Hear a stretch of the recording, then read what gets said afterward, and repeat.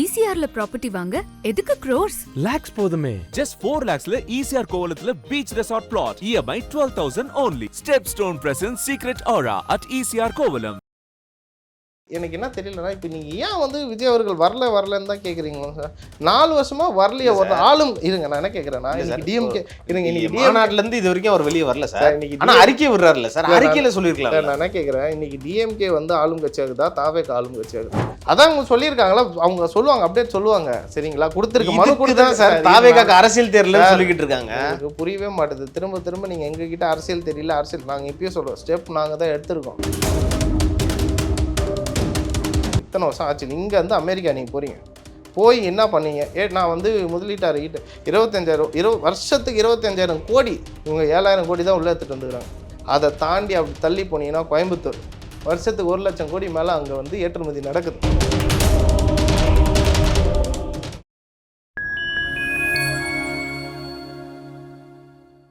Fine time media நேயர்களுக்கு வணக்கம். இன்று நம்மோடு இணைந்திருப்பவர் தமிழ்நாடு இளைஞர் கட்சியை சேர்ந்த திரு கோகுலகிருஷ்ணன் அவர்கள். வாருங்கள், அவரிடம் அரசியல் சார்ந்த பல்வேறு கேள்விகளை முன்வைக்கலாம்.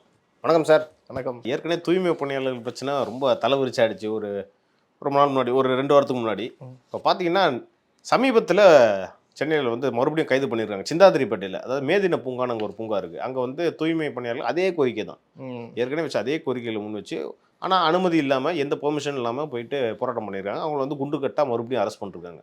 ஏற்கனவே தாவேகா வந்து அவங்களுக்கு ஆதரவாக பேசுனீங்க, ஆனால் இப்போ எதுவுமே பேசல, சைலண்ட்டாக இருக்கீங்க. இல்லை இது நேற்று குண்டு கட்டாக நடந்ததுன்னு சொல்கிறீங்க. பட் இதோட டெலிகாஸ்டிங்லாம் பார்த்தீங்கன்னா கம்மி பண்ணிட்டு இருக்காங்க.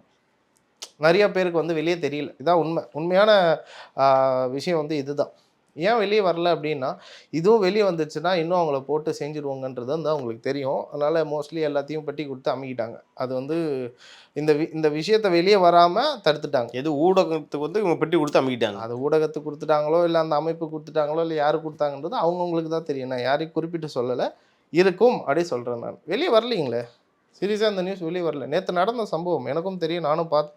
ஆனால் இது வரைக்கும் வெளியே வரலையே, எந்த செய்திலையும் வரலையே, எந்த சேனல். வழக்கமாக திரு விஜய் அவர்கள் வந்து பெருசாக வெளியே வரதில்லை. இதுக்கு ஒரு அறிக்கையாச்சும் விட்டுருக்கலாம். எனக்கு என்ன புரியுது, எனக்கு என்ன தெரியலனா, இப்போ நீங்கள் ஏன் வந்து விஜய் அவர்கள் வரலன்னு தான் கேட்குறீங்களா சார்?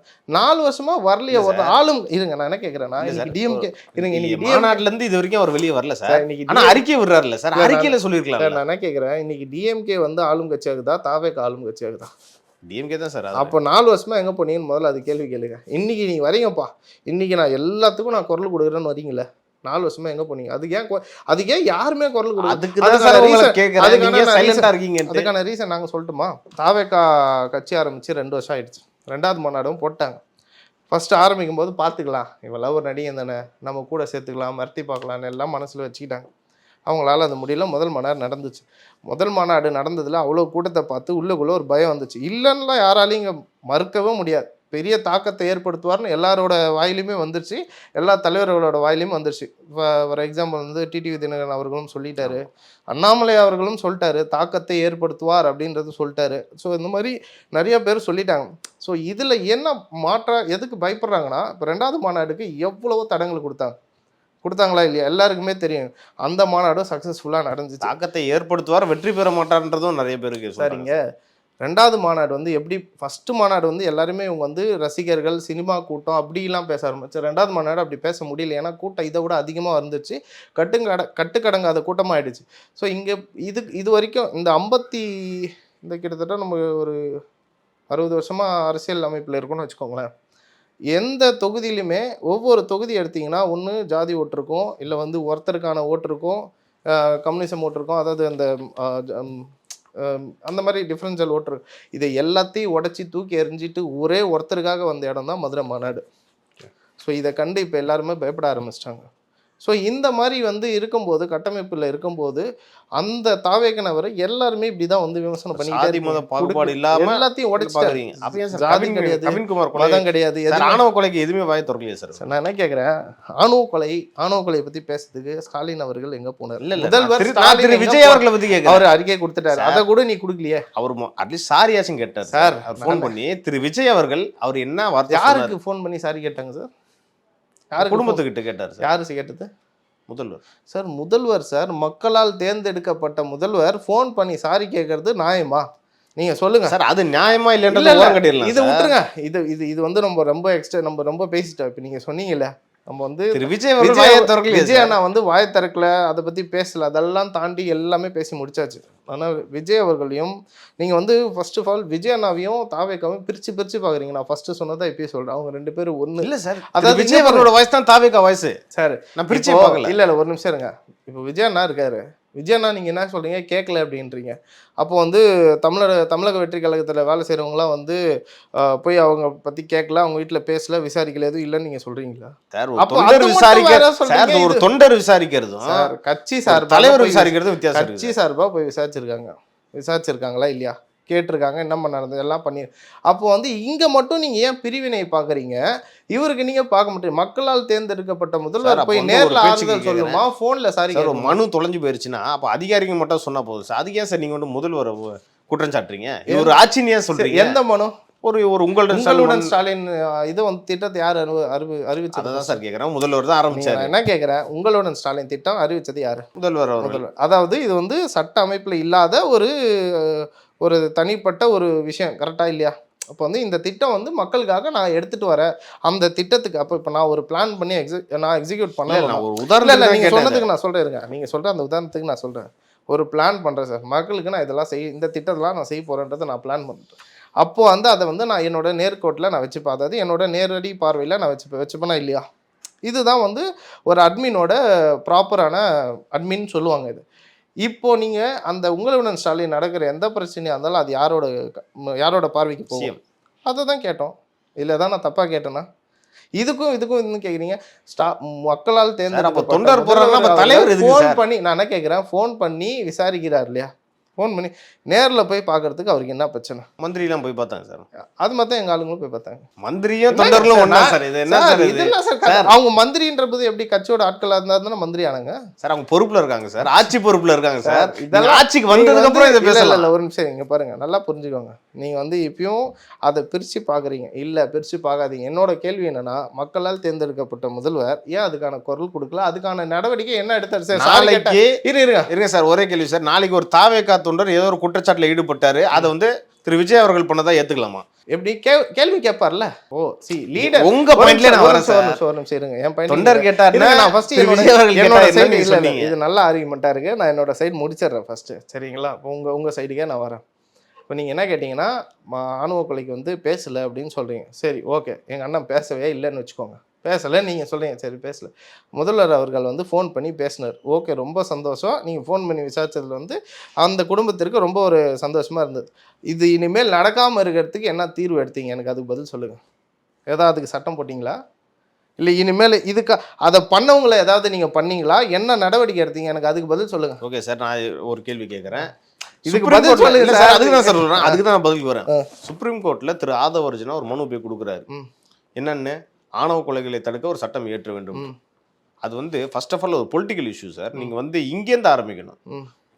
பொலிட்டிக்கலா நீங்க ஆரம்பிச்சாதான் நீங்க போயிட்டு அடுத்து போயிட்டு அங்க பண்ணிக்கலாம். நீங்க என்ன சார் எடுத்தீங்க? ஆரம்பிச்சது யாரு? அதான் எங்க அண்ணன் எடுத்துட்டாரு. அது ஒண்ணு எடுத்துட்டாரு ஸ்டெப்ஸ். அவர் யாருங்க? அது ஒண்ணு யாரு? First of all political step தான் சார் எடுக்க முடியும். பொலிட்டிக்கல் ஸ்டெப் தாங்க இது. ஒரு மனுவா போய் சுப்ரீம் கோர்ட்ல கொடுத்தீங்கன்னா நீங்க பொலிட்டிக்கலா என்ன எடுத்தீங்கன்னா சார் அங்க கேட்பாங்க. இங்க நடக்கிற ஆட்சி எங்களுக்கு பிடிக்கல, இங்க யாரும் சரியில்லை, நாங்க எத்தனை பேர் சுப்ரீம் கோர்ட்ல கொடுத்துட்டோம். ஸ்டெப்ஸ் யார்? அதுக்கான முதல் படி யார் ஏறினது? நாங்கள் தான் ஏறி இருக்கோம். கரெக்டாக இல்லை? தமிழக வெற்றி கழகம் தான் ஏறி இருக்கு. நீங்கள் என்ன பண்ணீங்க? என் கேள்வி அதான், நீங்கள் என்ன பண்ணீங்க? ஏதோ ப்ரொசீஜர் ஃபாலோ பண்ணலன்னு சொல்லுவாங்க. ப்ரொசீஜர்லாம் இல்லை சார். இது வந்து இதை பாருங்களேன், இது ப்ரொசீஜரே இல்லை. இது இன்னைக்கு நேற்று நடக்கல. சரி ஓகே சார், அதோட அப்டேட் என்ன சார் நீங்க சொல்லுங்க. அதான் அவங்க சொல்லியிருக்காங்களா, அவங்க சொல்லுவாங்க, அப்டேட் சொல்லுவாங்க, சரிங்களா? கொடுத்துருக்கு மனு கொடுத்தா சார். தாவேக்காக்கு அரசியல் தெரியலன்னு சொல்லிக்கிட்டு இருக்காங்க. எனக்கு புரியவே மாட்டேது. திரும்ப நீங்க எங்ககிட்ட அரசியல் தெரியல, அரசியல் நாங்க இப்பயே சொல்றோம், ஸ்டெப் நாங்க தான் எடுத்திருக்கோம். நீங்க என்ன பண்ணீங்க? எனக்கு அதுக்கு பதில் சொல்லுங்க. அப்ப எங்களுக்கு தெரியலப்பா, சரி எங்களுக்கு அரசியலே தெரியும். 75 வருஷமா ஆண்ட அரசியல் கட்சி தானே நீங்க என்ன பண்ணீங்க? உங்க கட்சி என்னங்க பண்ணுச்சு? இல்ல உங்க ஆட்கள் என்ன பண்ணாங்க? ஆணவ கொலைக்கு என்ன குரல் கொடுத்தீங்க? ஒரு குரல் கொடுத்தீங்களா? எதுவுமே கொடுக்கல. எங்கே போனீங்க இவ்வளோ நாள்? எங்கே போனீங்க? இப்போ நான் சுற்றுப்பயணத்துக்கு நான் போயிட்டு வந்தேன். நான் 7000 கோடி ஈட்டன்றீங்களே சார். நல்லா ஞாபகம் வச்சுக்கோங்க. 1952 முதல் நம்ம வந்து இங்கே வந்து ஒரு ஆட்சி அமைக்கிறோம், கரெக்டாக இல்லையா? அன்னிலேருந்து 2021 வரைக்கும் வெறும் 5 லட்சம் கோடி தான் கடன் இருந்தது, கரெக்டா? இத்தனை வருஷம் 50 வருஷமா இருந்த கடனை ஒரே வருஷத்தில் 4 வருஷத்தில் 4 லட்சம் கோடி எக்ஸ்ட்ரா ஏறி இன்னைக்கு 9 லட்சம் கோடி கடனாக இருக்குது. எப்படிங்க ஆச்சு? இதான் உங்களோட ஆட்சியா? இதான் வந்து விடியல் தரும் ஆட்சியா இது? இதுதான் அந்த விடியல் தரும் ஆட்சின்றது இதுதான் நினைக்கிறேன். 50 வருஷமா கடனான ஒரு ஸ்டேட்டை 4 வருஷத்துல டபுள் ஆகி காமிச்சிட்டீங்க. அந்த கடனை என்ன பண்ணீங்க? அவ்வளோ கடன் என்ன பண்ணீங்க? காசு நேற்று நடந்து குளத்தூரில் ஒரு முந்தா நாள் ஒருத்தங்க இறந்து மழைநீர் இதில் விழுந்து சாவுறாங்க. எங்கே போனீங்க? உங்கள் ஆட்சி எங்கே போச்சு? அதுக்கு என்ன 4 வருஷமா இன்னும் கட்டிட்டு இருக்கீங்க காவாய்? பண்ணிட்டு தான் சார் இன்னுமா 4 வருஷமா? சென்னை ஒரு பெரிய நகரம் சார், பொறுமையா பண்ணிட்டு இருக்காங்க. சென்னை பெருசுனா இப்போ ஆட்கள் இல்லை, இங்க அட்மின் இல்லையா, பவர் இல்லையா, எதுவுமே இல்லையா இங்க? சார் என்ன சார், அது ஒரு விபத்து தான் சார். அது வந்து சார் 12 மாடி கட்டிடத்தை வெறும் 6 மாசத்துல முடிக்கிற டெக்னாலஜி இன்னைக்கு வந்திருக்கு. ஒரு நாள்ல முடிக்கிற டெக்னாலஜிலாம் இன்னைக்கு வந்துச்சு. உங்க கவர்மெண்ட் எதுவும் பண்ண முடியாதா? சார் அந்த பெண்ணு இறந்துட்டாங்க, ஜஸ்ட் என்ன பண்ணீங்க? வருத்தக்கூடிய விஷயம் தான் சார். பண்ணீங்க இல்ல சார், வருத்தக்கூடிய விஷயம் தான். ஆனா வந்து ஸ்டேட் கவர்மெண்ட் ஸ்டெப்ஸ் எடுத்துக்கிட்டு தான் இருக்காங்க. இப்போ கூட பாருங்க, நிறைய இடத்துல தூர் வாரிட்டு இருக்காங்க சார். 4 வருஷமா சார். சார் வருஷம் வருஷம் தூர் வந்து ஆட்சிக்கு வந்து 4 வருஷமா அந்த பணியை நடப்படுத்திட்டே தான் இருக்கீங்க. நான் வந்து ஒரே மொத்த பிளேமு நான் போடல, பண்ணீங்க, நான் அக்செப்ட் பண்ணிக்கிறேன்.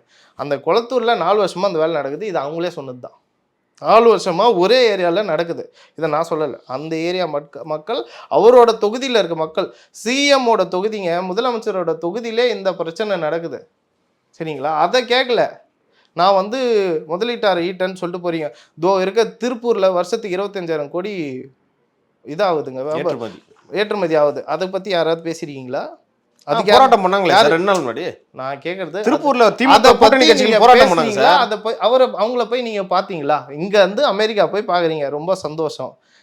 பக்கத்துல நம்ம நாட்டுல, நம்மளோட மாநிலத்துல இருக்க திருப்பூர் இதுல கொங்கு மண்டலத்துல திருப்பூர் ஊர்ல வந்து 25,000 கோடி ஏற்றுமதி ஆகுது வருஷத்துக்கு.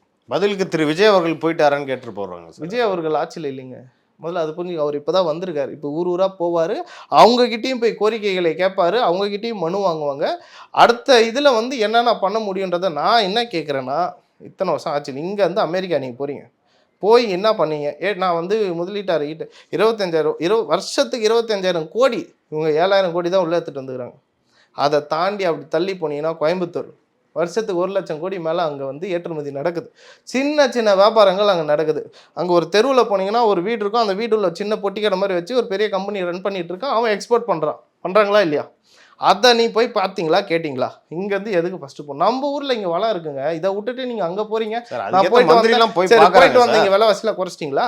500 போய் பார்க்குறாங்க, விசாரிக்கிறாங்க, என்ன நடந்துச்சுன்னு விசாரிச்சுட்டு தானே சார் இருக்காங்க. எல்லாத்துக்குமே சிஎம் எப்படி சார் போக முடியும்? அவருக்கும் வந்து வேலை இருக்கும். நான் வந்து சிஎம் அவர்களை போனேன், யார் எந்த மினிஸ்டர் போய் விசாரிச்சாங்க இதை பற்றி? இந்த மாதிரி திருப்பூரில் வந்து இவ்வளோ ஏற்றுமதி ஆகுது, எக்ஸ்போர்ட் ஆகுது, இதை பற்றி யாராவது பேசியிருக்காங்க? இது டிஸ்கஷன் பண்ணிட்டு தான் இருக்காங்க. போவாங்க சார், எவ்வளோ முடியாதுன்னு சொல்ல முடியாது. ஆட்சியே முடிஞ்சிருமே சார், இன்னும் 8 மாசத்துல ஆட்சி முடிஞ்சிடும் சார். ஆட்சி முடிஞ்ச அப்புறம் நீங்க எதுக்கு சார்? நாங்க பாத்துக்கிறோம் சார். அதுக்கப்புறம் 26க்கு அப்புறம் நாங்க பாத்துக்கிறோம் சார். எங்க தமிழ்நாட்டை எப்படி வளர்க்கணும் நாங்க பாத்துக்கிறோம். இந்த 4 வருஷம் நீங்க போகாத, இப்ப இந்த 8 மாசத்துல போயிடுவீங்களா? சொல்லுங்க. இருக்க கோயம்புத்தூர்ல அவ்வளோ லட்சம் கோடி ஏற்றுமதி ஆகுது, அதை பத்தியும் பேசவும் இல்லை. அதுக்கு என்ன டெவலப்மெண்ட் பத்தியும் பேசல. இவர் இங்க வந்து போயிட்டார் அமெரிக்காவுக்கு, நான் வந்து முதலீட்டாரை ஈர்த்துட்டு வரேன் அப்படின்னு சொல்லிட்டு. எதுக்கு? எனக்கு தெரிஞ்சு எலெக்ஷனுக்கு காசு இல்லை போலதான். அவர் போயிட்டு உள்ளே கூப்பிட்டு வந்துட்டார். வேற ஏதோ ஒரு விஷயம் நடக்க போது, அதுக்குள்ளே கூப்பிட்டு வர போயிருக்காரு, அவ்வளோதான், வேற ஒன்றும் கிடையாது. முதல்வர் வெளிநாட்டுக்கு போனார், ஓகே. அங்கே வந்து தொழில் முதலீடுகளும் இருக்கிறாரு. அதுவும் இல்லாமல் ஒரு குறிப்பிட்ட சிறப்பான விஷயம் என்னன்னு பார்த்தீங்கன்னா, அங்கே இருக்க தமிழர்கள்ட்ட வந்து அவங்க கேட்டிருக்காரு, நீங்கள் வந்து இங்கே இருக்க மக்களை வந்து பார்க்கணும், தமிழ்நாட்டுக்கு வரணும், குறிப்பாக தமிழ்நாட்டில் அரசு பள்ளிகளுக்கு வந்து நீங்கள் வந்து டொனேட் பண்ணுங்க அப்படின்ற மாதிரி பேசுறது நல்ல விஷயமா தானே சார்? சார் நான் அப்புறம் இதுமா நீங்கள் விமர்சிப்பீங்க சார்? நான் வேற ஏதாவது சொல்கிறேன் சார். என்ன சார் அரசு பள்ளி யாருன்னா என்ன கேட்குறாரு சார்? அரசு பள்ளிகளுக்கு வந்து அங்கேருந்து ஃபண்டிங் பண்ணுங்கன்னு கேட்குறாரா? அப்புறம் நான் தான் சொல்கிறேன் சார். தீரியஸாக மாண்புமிகு தமிழ்நாடு முதல்வர் ஒரு தமிழருமே இங்கே பாருங்க, ஒரு நிமிஷம், ஒரு தமிழர்கள்ட்ட கேட்குறதுல என்ன தப்பு இருக்கு? என்ன கேட்குறேன் சார்? நம்மகிட்ட கவர்மெண்ட்டே இருக்கு, நம்மகிட்ட கவர்மெண்ட் கிட்ட இருக்க காசு இல்லையா? ஃபண்டிங் இல்லையா? இல்லை இதுக்கான இன்ஃப்ராஸ்ட்ரக்சர் உங்களால் டெவலப் பண்ணுற டீம் இல்லையா? சொல்லுங்கள். ஒரு ஐடியா பண்ணி கொடுக்குறதுக்கு உங்களுக்கு டீம் இல்லாமல் இருக்கா? இவர் போயிட்டு நான் அங்கே போயிட்டு நான் ஃபண்டிங் கேட்குறேன்னு சொல்கிறீங்களே, எப்படி சார் உங்களால் முடியுது? ஃபஸ்ட்டு சார், நம்ம தமிழ்நாட்டில் நம்மக்கிட்ட இல்லாத வளம் எந்த ஊர்லேயுமே இல்லைன்னு சொல்லியிருக்காங்க சார். ஒரு ஒரு ஒரு சர்வே எடுத்து பார்த்தீங்கன்னா வேர்ல்ட்லேயே 98.5% இங்கே தான் வந்து ஜாஸ்தி கனிம வளம் இருக்குன்னு சொல்கிறாங்க. அவ்வளோ பெரிய நாடோட வளர்ச்சிக்காக நீங்கள் வளர்ச்சி கூட இல்லை, ஒரு ஸ்கூல், அந்த ஸ்கூல் டெவலப்மெண்ட் உங்களால் பண்ண முடியாது. ஏன் சார் பண்ணல? தமிழ்நாட்டில் வந்து இப்போ அரசு பள்ளிகளோட அட்டெண்டன்ஸ் அதிகமாக, நீங்கள் தானே கேட்டீங்க. இப்போ இல்ல நீங்க சார், நான் தானே சொல்றேன், ஒரு சொன்னீங்க பேச்சுக்கு சொல்றேன். சார். இப்போ அவர் தானே கேட்டிருக்காரு, அவர் தானே கேட்டிருக்காரு. அரசு பள்ளியில மாணவர்கள் சேர்க்கை அதிகமாயிட்டு போகுது. சந்தோஷம் சார். ஆனால் இப்போ அதை வளர்க்குறதுக்கு நீங்கள் யாருக்கிட்ட போய் காசு கேட்குறீங்க? தமிழர்கிட்ட கேளுங்க, நான் வேணாம்னு சொல். ஆனால் பள்ளிக்கூடத்தை டெவலப் பண்ணுறதுக்கு கேட்குறது எவ்வளோ பெரிய தப்பு தெரியுங்க. அரசு ஒரு பக்கம் பண்ணிட்டு தானே சார் இருக்கு. என்ன சார் இருந்தாலும் நீங்களும் அப்ப டொனேட் நீங்க பண்ணுங்க. கேட்கலாம். நம்ம எதுக்கு அது டொனேட் பண்ணவங்க நம்ம கிட்ட இல்லாதது எதுக்கு நீங்கள் போய் கேட்கணும்? நம்ம ஸ்கூலை பார்த்தோன்னே அவங்க வரணும் அங்கேருந்து. ஏய் தமிழ்நாட்டில் போய் படிக்கலாம் வாடா, இதெல்லாம் என்னடா ஸ்கூலு, நம்ம தமிழ்நாட்டில் போய் நம்ம ஊரில் நம்ம ஸ்கூலில் படிக்கலாம்டான்னு சொல்லிட்டு வரணும். அது பெருமையா? நீங்கள் போய் அவங்ககிட்ட ஃபண்டு கேட்குறது பெருமையா சொல்லுங்கள்? தமிழ்நாட்டில் உரிமையா கேட்குறாரு தமிழர்கள்ட்ட. அதை வந்து நான் சார் அதே உரிமையில் நான் கேட்குறேன் சார். அதே உரிமையில் நான் கேட்குறேன். தமிழ்நாட்டில் இருந்து அங்கே வந்து வேலைக்கு போயிருக்காங்க. அதாவது நம்ம ஊர் ஆட்கள் வந்து அங்கே போயிட்டு வேலை சேர்ந்து இங்கே தான் அவங்க அப்பா அம்மா இருப்பாங்க, அவங்களோட குடும்பம் எல்லாம் இங்கே தான் இருக்கும். அவங்க அங்கேருந்து கஷ்டப்படுறது எல்லாமே வந்து அவங்க குடும்பத்தை வளர்க்குறதுக்காக போயிருக்காங்க. அந்த ஊரில் பிறக்கிற குழந்தைங்களை வந்து நம்ம ஊர் தமிழ்நாட்டில் ஸ்கூலில் போய் படிக்கலாம், அதுவும் கவர்மெண்ட் ஸ்கூலில் படிக்கலாம். அந்த மாதிரி ஸ்கூல் இந்த உலகத்தில் எங்கேயும் கிடையாதுன்னு சொல்கிறது பெருமையா? அவங்களோட ஃபண்டெல்லாம் எடுத்துகிட்டு வந்து உள்ளே போட்டு டெவலப் பண்ணுறதுல பெருமையா? சொல்லுங்கள் எனக்கு. இது அவங்களே இதே தமிழ்நாட்டில் ஃபஸ்ட்டு தான் போய் வேலை செய்கிறாங்க. கரெக்டாக இல்லை? அது பெருமையா இது பெருமையா? இதை தான் நான் கேட்டேன். இதில் என்ன தப்பு? நான் தப்பு யாரையும் தப்பு சொல்ல. இது பண்ணலாம் இல்லையா? அதுக்கு எதுக்கு போய் அவங்ககிட்ட போய் கேட்கணும்? நான் என்னோட கேள்வியாக இருக்கு. நான் நடிகர் திரு சிவகார்த்திகேயன் அவரோட படம் ஒன்று ரிலீஸ் ஆயிருக்கு, மதராசி ரிலீஸ் ஆயிருக்கு இன்னைக்கு. அது ஒரு பக்கம் இருந்தாலும் அடுத்து ரொம்ப பேசு பொருளாக அதை ரொம்ப எக்ஸ்பெக்ட் பண்ணிட்டு இருக்க ஒரு படம் என்னன்னு பார்த்தீங்கன்னா பராசக்தி. பொங்கலுக்கு வருது. திரு விஜய் அவர்களோட படமும் பொங்கலுக்கு தான் வருது. எப்படி பார்க்குறீங்க? ஏன்னா பராசக்தி படத்தை வந்து தயாரிக்கிறது யாருன்னா டான் பிக்சர்ஸ். அதே மாதிரி டிஸ்ட்ரிபியூட் பண்ணுறது வந்து ரெட் ஜாயிண்ட். இன்னைக்கு அதை வந்து இன்பநிதி அவர்கள் வந்து டேக் ஓவர் பண்ணியிருக்காரு. பார்த்தேன் நானும். ஆக்சுவலாக டேக் ஓவர் பண்ணது பார்த்தேன். பட் ஆனால் இந்த பராசக்தியும் இப்போது விஜயன் அவரோட கடைசி படமான ஜனநாயகமும் ஒன்றா வருதுன்னு நீங்கள் சொல்கிறீங்க. நீங்கள் தான் சொல்றீங்க கடைசி போட்டுட்டு. அது அவர் மறுபடியும் நடிக்க வரதா சொல்கிறாங்க. அண்ணனே சொன்னதா சார்? நான் சொல்லலை. விஜயண்ணா ஒரு விஷயத்தை எப்பயுமே என்றைக்குமே ஒரு விஷயம் நல்லா தெரிஞ்சுங்க. விஜயண்ணா ஒரு விஷயத்தை எடுத்தாருன்னா அதில் ஸ்ட்ராங் அண்ட் போல்டாக இருப்பார். அதை மாத்திரான்னு கிடையாது. இவங்கள மாதிரி இங்கே இருக்கிற தலைவர்கள் மாதிரி மாற்றி மாற்றி பேசுகிறதோ இல்லை நம்ம சேஞ்ச் ஆகிறதோ அதெல்லாம் கிடையாது. ஒரு டிசிஷன் எடுத்தால் அதில் ஒரு ஸ்ட்ராங் அண்ட் ரொம்ப போல்டாக இருப்பார். இப்போது கடைசி படமும் அவரே சொல்லிட்டாரு. இவரோட பராசக்தி நீங்கள் சொல்கிறீங்க ரெட் ஜாயிண்ட் மூவிஸ் எப்படி வேணாலும் பண்ணலாம். ஏன்னா இன்றைக்கி தமிழ்நாடோட டிஸ்ட்ரிபியூட்டர்ஷிப் ஃபுல்லாக அவங்க தான் வச்சுருக்காங்க. தமிழ்நாட்டில் தேட்டர்ஸை கம்மி பண்ணி விஜயண்ணாவுக்கு தேட்டர்கள் கம்மி பண்ணலாம், வாய்ப்பு இருக்குது. ஆனால் வந்து கம்மி பண்ணால் உங்களோட ரியாக்ஷன் எப்படி சார் இருக்கும்? சரி, கம்மி பண்ணால் ரியாக்ஷன் சார் இங்கே பாருங்களேன். இப்போது கம்மி பண்ணால் அவர் விஜயண்ணா வந்து போயிட்டு சண்டை போடுங்க அப்படின்னு சொல்ல போகிறது கிடையாது. அவரோட ரசிகர்களுக்கும் சரி அவரோட தொண்டர்களுக்கும் சரி. எங்கள் அண்ணன் படம் எப்படி அந்தளவு ஓடும். ஏன்னா ஃபீல்டு அந்த டைம் ரொம்ப ஹீட்டாக இருக்கும். எங்கள் அண்ணன் எலெக்ஷன் டைம் நான் கேட்குறேங்க பாருங்கள். தமிழ்நாடு தேட்டரில் உங்களால் ரிலீஸ் பண்ணாத படம்லாம் வெளி மாநிலத்தில் போய் பார்த்த காலம்லாம் உண்டு. விஜயன் அவர்கள் படம் தலைவா படம் உங்களுக்கே தெரியும் எவ்வளோ பெரிய பிரச்சனை நடந்தது, என்னெல்லாம் பண்ணாங்கன்னு. அந்த மாதிரி தலைவா படத்துக்கு அடுத்தது எந்த படம் வந்தாலும் அண்ணாக்கு பிரச்சனை தான். அவரோட கடைசி படம் அண்ணா வேற இப்போ வந்து சுற்றுப்பயணம் போகிறாரு. அந்த பிரச்சனை வரும்போது அம்மையார் ஜெயலலிதா ஆட்சியில் இருந்தாங்க, அதிமுக ஆட்சியில் இருந்துச்சு. ஆனால் அதை பற்றி திரு விஜய் அவர்கள் பெருசாக பேசிட்டாருங்க. அவர் அவர் வந்து ஏடிஎம்கே இன்னைக்கு என்ன ஸ்டேஜில் இருக்குன்னு எல்லாருக்குமே தெரியும்.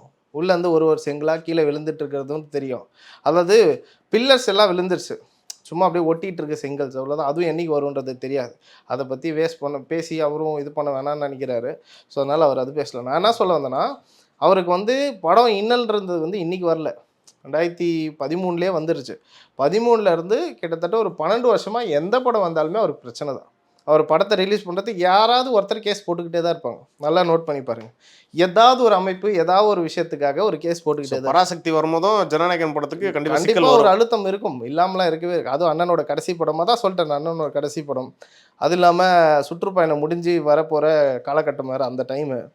ஸோ அந்த ஜனவரின்றது வந்து 2026 ஜனவரின்றது வந்து எல்லாத்துக்கும் ஒரு மிகப்பெரிய ஒரு அரசியல் மாற்றத்தை ஏற்படுத்த ஒரு பெரிய தாக்கத்தை ஏற்படுத்துகிற மந்தாக நான் பார்க்குற மாதமாக நான் பார்க்குறேன். கண்டிப்பாக இருக்கும்.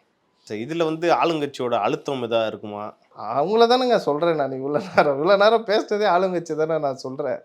கண்டிப்பாக இருக்குங்க. அதான் சொல்லிட்டேன் இல்லையா. இப்போது இதில் வந்து ரெட் ஜாயிண்ட் மூவிஸ்ன்னு சொல்லிட்டீங்க. உங்களுக்கே தெரியும் ரெட் ஜாயிண்ட் மூவிஸ் ஓனர் யார் அப்படின்னு சொல்லிட்டு. இப்போ வேறு புது ஓனர் வேறு வந்திருக்காரு, நியூ ஓனர் வேறு வந்திருக்காரு. அவரது வேறு ஒரு வீடியோ ஒன்று வைரல் ஆகிட்டு இருக்குது. அது எந்த அளவுக்குன்னு தெரியல. ஏதோ நடிக்கிற கிளாஸில் போய்ட்டு உட்காந்து அழுகுற அந்த வீடியோலாம் வேறு வந்துட்டுருக்கு. ஃப்யூச்சரில் அவரும் ஒரு ஸ்டாராக மாறலாம்.